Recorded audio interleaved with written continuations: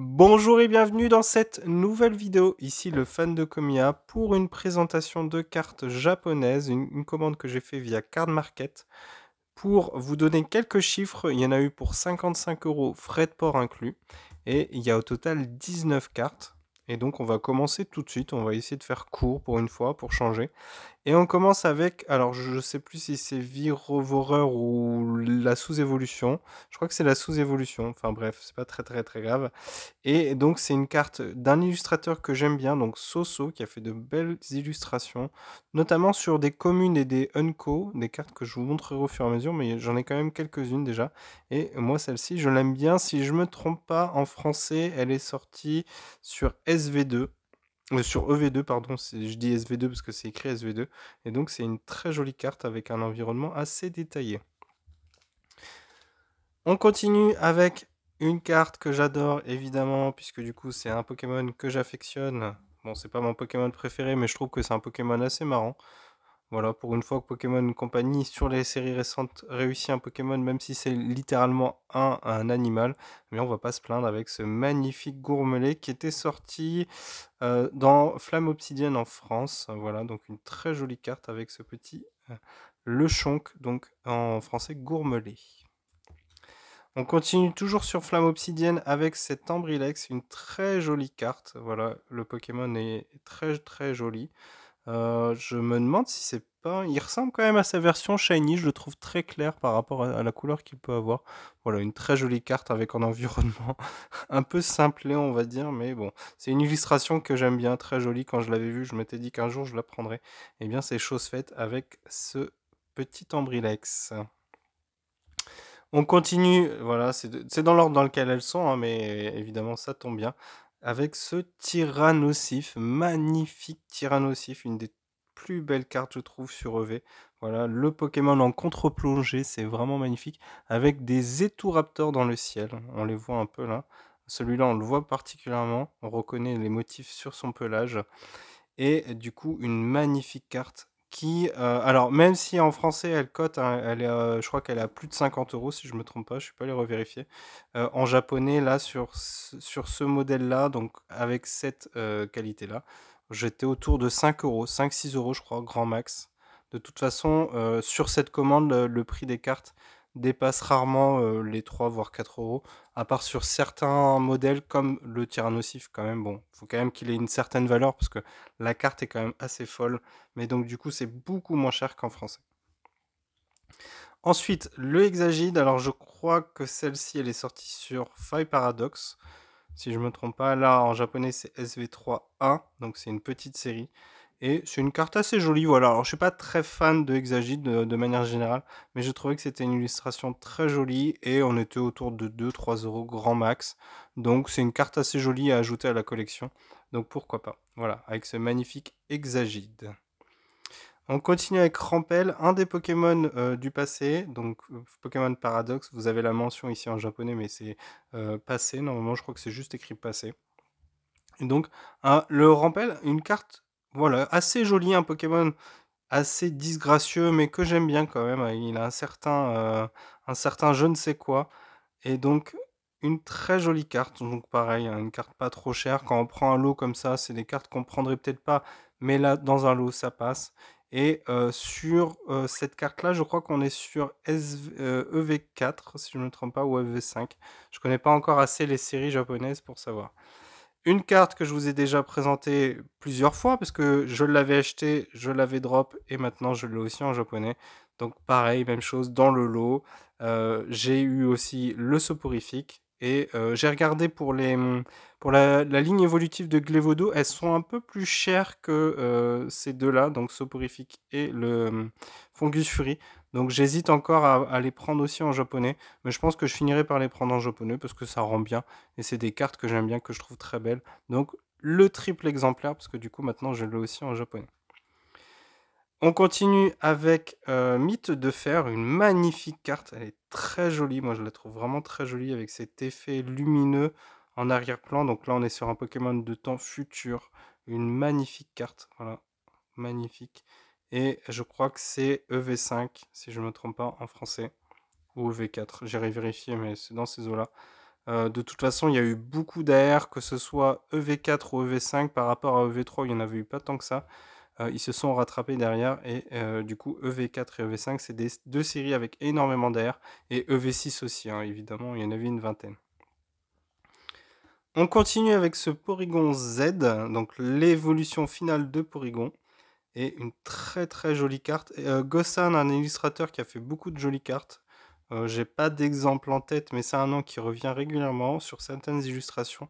Et donc une magnifique AR qui est sortie sur Faille Paradox. J'ai un doute, mais je crois que c'est Faille Paradox. Donc une très jolie illustration. On a deux Porygons. Alors, on a du mal à voir, mais je crois que l'autre c'est une sorte de casquette. Oui, c'est ça. L'autre c'est pas vraiment un Porygon, c'est une casquette. Et donc ce magnifique Porygon Z qui est présent sur l'illustration avec quelques détails en arrière-plan, des oreilles, enfin une sorte de lumière là pour Pikachu et une Pokéball à côté. Donc énormément de détails, on a l'impression d'être dans un studio de musique d'enregistrement. Donc très très très belle illustration avec un très joli environnement, une magnifique carte. Une autre carte de Soso qui était dans le lot, donc avec ce Archeomir. Et celle-ci, c'est quasiment sûr, c'est sur EV5. Donc une très jolie carte avec un miroir en forme d'Archeomir. C'est très joli, ces détails, moi j'aime bien. Et on a l'impression que le Pokémon est dans un magasin de jouets. Voilà, un peu comme s'il il s'était introduit dans ce magasin qui est fermé. Et on voit aussi le coffre. Est-ce que le Archeomir est sorti du coffre? On peut se demander. Une très jolie carte. Je vous assure, là, on voit pas très bien avec les effets de lumière et la luminosité, mais la carte fourmille de détails, elle est vraiment très jolie. Et c'est une carte, voilà, 2-3 euros maximum en japonais. Donc, pour avoir l'illustration, très clairement, c'est une bonne option. Une carte magnifique que je voulais absolument faire rentrer dans la collection. En français, on est au-delà des 10 euros, donc pas loin des 15 euros si je ne me trompe pas la dernière fois que j'avais regardé. Et ce Arbok qui est magnifique. Il est en train de guetter sa proie. Il y a un bazookan ici, on le voit un peu. On reconnaît son bec. Et une magnifique carte avec le Arbok qui descend d'une branche, il est emmêlé à une branche et la lune, la pleine lune en plein milieu de l'image qui donne un effet magnifique à cette carte, une très très très très jolie carte qui est sortie sur Force Temporelle, celle-là c'est sûr. Une autre carte de Force Temporelle magnifique qui a eu beaucoup de succès. Il me semble, si je me trompe pas, qu'on est au-delà des 20 euros en français. Et là, c'était la carte la plus chère du lot et je crois qu'on était à 7 euros. Donc vous imaginez une illustration comme ça, un tel Pokémon avec le fait qu'il y ait Ectoplasma, Spectrum, plusieurs Phantominus, plusieurs Ectoplasma, un petit Miaus ici et on le voit un peu au premier plan. Une carte si belle. J'avais vu des modèles en français à plus de 40 euros en gradé. Et c'était une carte que je voulais absolument dans ma collection. Et bah, le fait que ça soit en japonais ne me gêne pas du tout. Je suis bien content de l'avoir. Et si jamais un jour elle coûte pas trop cher, je pense que j'essaierai de la prendre en français aussi. Parce que c'est une carte qui est très belle. Et elle coûte pas beaucoup parce que, comme le disent beaucoup, eh bien, la carte elle tourne autour de Phantominus et pas de Ectoplasma. Je peux vous dire que si vous mettez un Ectoplasma ici, par exemple celui-là, et vous l'échangez avec le Phantominus, la carte elle fait facile x3, x4. Parce que, évidemment, on préfère non, justement, pas Phantominus, mais Ectoplasma. On continue. Alors, une carte en duo avec l'évolution, le Pashmia. Là, c'est Shinshidou que je n'ai pas eu dans cette commande, mais que j'essaierai d'obtenir. Et ce qui est très marrant avec ces deux cartes, c'est qu'elles se répondent un peu dans le sens où c'est le même environnement. Donc, une maison, un peu comme si c'était une fête d'anniversaire. Un peu fouillis là, parce qu'on a l'impression que tout est en train de tomber, tout se casse la figure. Et c'est une très jolie carte. Voilà, donc là c'est le Shinshidou et il y a à peu près le même décor pour le Pashmia, l'évolution de Shinshidou. Donc une carte que j'obtiendrai bientôt, mais qui n'était pas présente dans ce lot. Voilà, c'est pour ça que là je n'ai que le Shinshidou. Le Métalos, je crois qu'on est sur Force Temporelle avec ces Métalos là qui sont en train de déblayer la neige. Et on voit qu'il y a un chasse-neige ici, mais on voit là derrière le Métalos est en train de faire une grosse boule de neige. Et celui-là, on le voit qui soulève de la neige, on le voit la neige qui part un peu sur le côté. Donc une très jolie carte avec un environnement enneigé. On voit un bonhomme de neige ici au premier plan.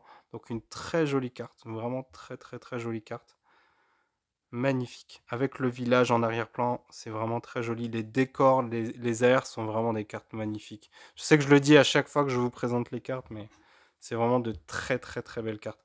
Une carte que je voulais absolument sur SV6, donc SV6, là c'est SV5A, mais en français c'est EV6, Mascarade crépusculaire avec ce Scarabrut magnifique.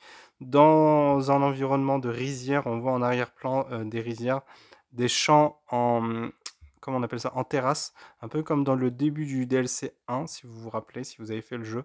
Et donc du coup, un magnifique Scarabrut, on a l'impression il est tout content, ou alors il est en train de méditer. Mais une très jolie carte.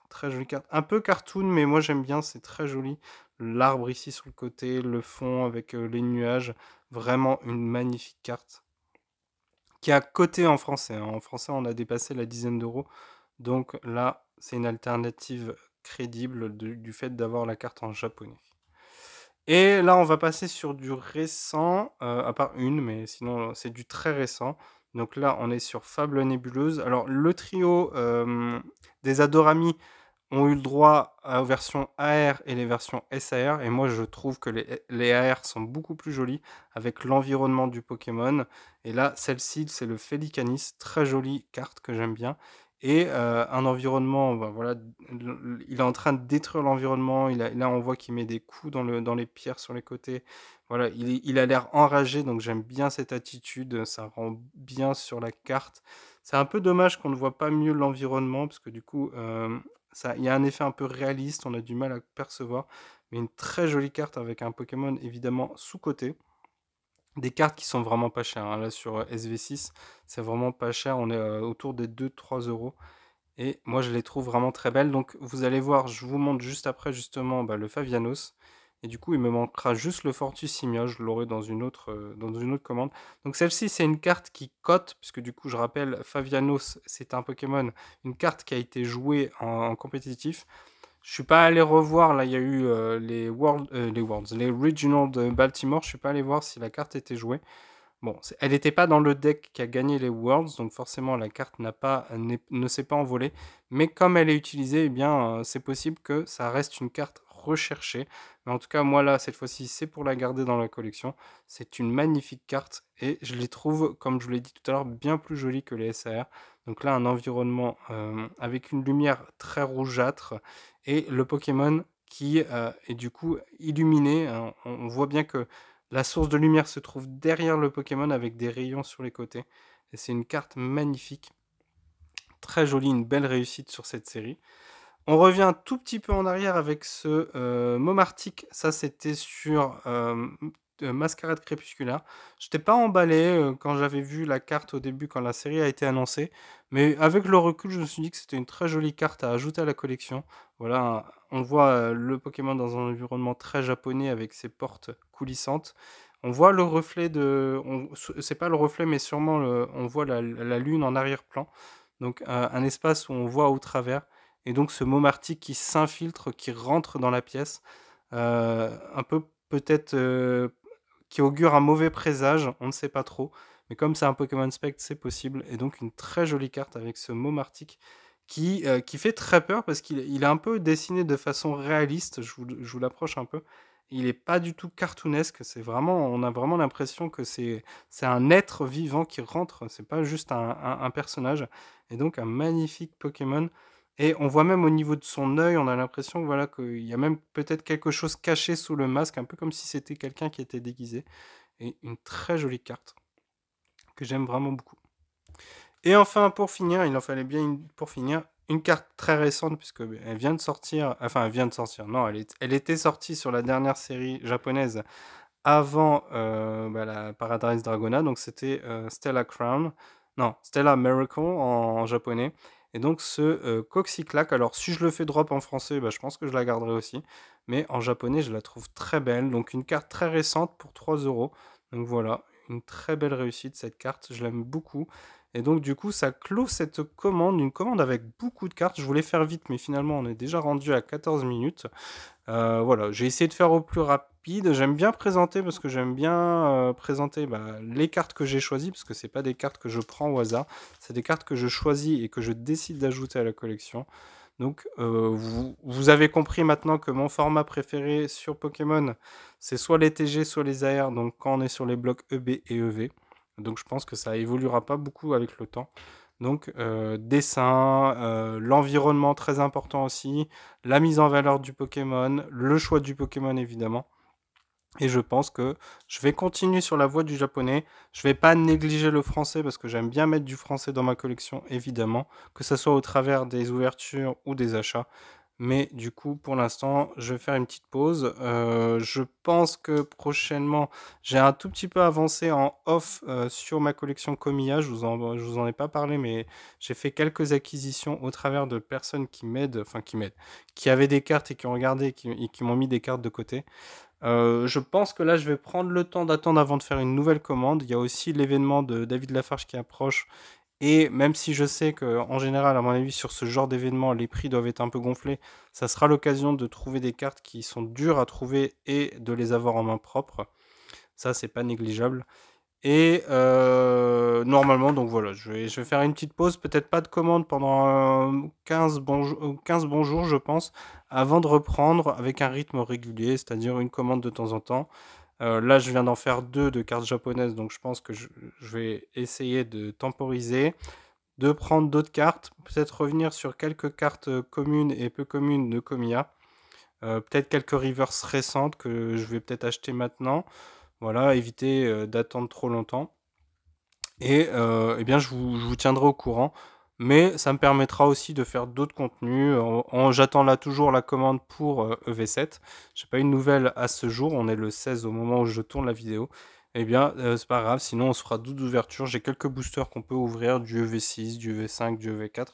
Et donc, pourquoi pas aller chercher quelques AR que je recherche encore. Voilà, je vais pas faire durer la vidéo plus longtemps, elle a déjà duré très très très très longtemps. Je vous remercie pour votre soutien, n'hésitez pas à mettre un petit pouce, à vous abonner, et je vous dis à la prochaine pour une prochaine vidéo. Ciao!